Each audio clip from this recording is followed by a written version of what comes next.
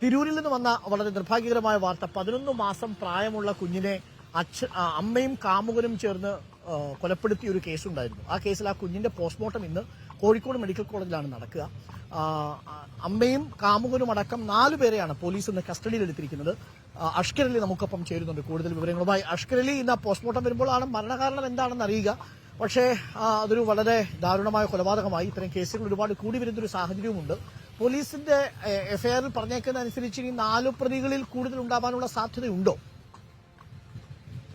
അരുൺ, ഈ 4 പേരും ചേർന്ന് കൃത്യം നിർവഹിച്ചു എന്നാണ് ഇപ്പോൾ പോലീസ് തന്നെ വ്യക്തമാക്കുന്നത്. അല്പസമയത്തിനും തന്നെ കോഴിക്കോട് മെഡിക്കൽ കോളേജിൽ വെച്ചുകൊണ്ടാണ് ഈ 11 മാസം മാത്രം പ്രായമായ കുഞ്ഞിന്റെ പോസ്റ്റ്മോർട്ടം നടപടികൾ ആരംഭിക്കുക. കുഞ്ഞിന് മാരകമായി ക്രൂരമർദ്ദനം തന്നെ ഏറ്റു എന്നാണ് പോലീസ് സൂചിപ്പിക്കുകയും ചെയ്യുന്നത്.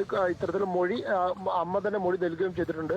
പോലീസ് പറയുന്നൊരു കാര്യം, ഭർത്താവിനെ ഉപേക്ഷിച്ചുകൊണ്ട് ഒപ്പമാണ് ഈ തമിഴ്നാട് കുടലൂർ സ്വദേശിയായ ശ്രീപ്രിയ ഇങ്ങനെ തിരൂരിലേക്ക് എത്തുന്നത്.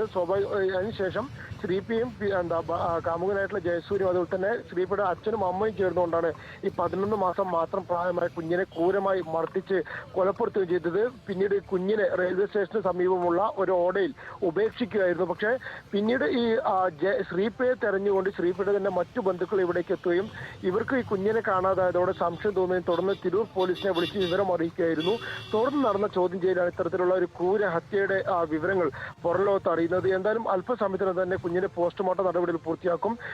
എത്രത്തോളം കുഞ്ഞിന് ക്രൂരമായ മർദ്ദനം ഏറ്റിരുന്നു എന്നടക്കമുള്ള കാര്യങ്ങൾ പോസ്റ്റ്മോർട്ടത്തിലാണ് വ്യക്തമാവുകയുള്ളൂ. എന്തായാലും ഈ 4 പേർക്ക് കുറ്റകൃത്യത്തിൽ നേരിട്ട് പങ്കുണ്ട് എന്നാണ് ഇപ്പോൾ പോലീസ് വ്യക്തമാക്കുകയും ചെയ്യുന്നത്. അരുൺ.